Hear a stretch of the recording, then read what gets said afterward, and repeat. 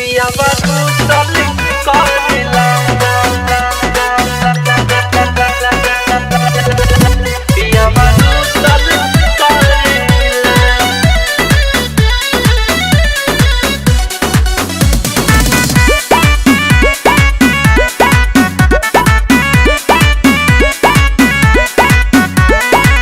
देहले बनावे खातिर सैया हमर मछरी गइल बिगड़ी गाड़ी देवे लगले खचरी। देहले बनावे खातिर सैया हमर मछरी गइल बिगड़ी गाड़ी देवे लगले खचरी।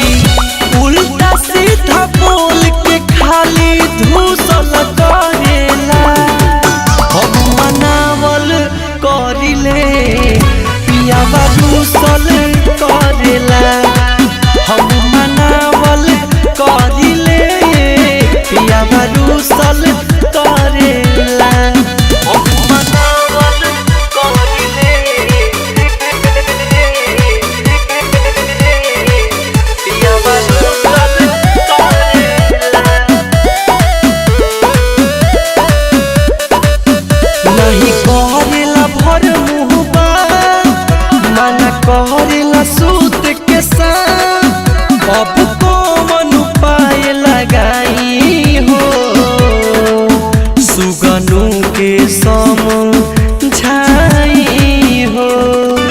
नहीं करेला भर मुहबा मना करेला सूत के साथ अब कौन उपाय लगाई हो रजऊ के हम समझाई हो। जाई के जेठानी घरे ठूसल करेला हम मनावल करिले पिया बारूसल करेला हम मनावल करिले पिया बारूसल करेला हम मनावल करिले पिया बाबू चल करेला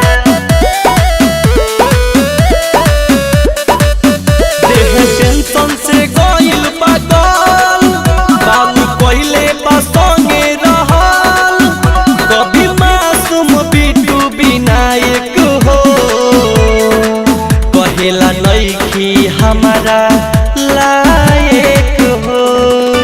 देह टेंशन से गइल पागल बाबू पहिले संगे रहल कभी मासूम बिटू विनायक हो कहेला नइखी हमारा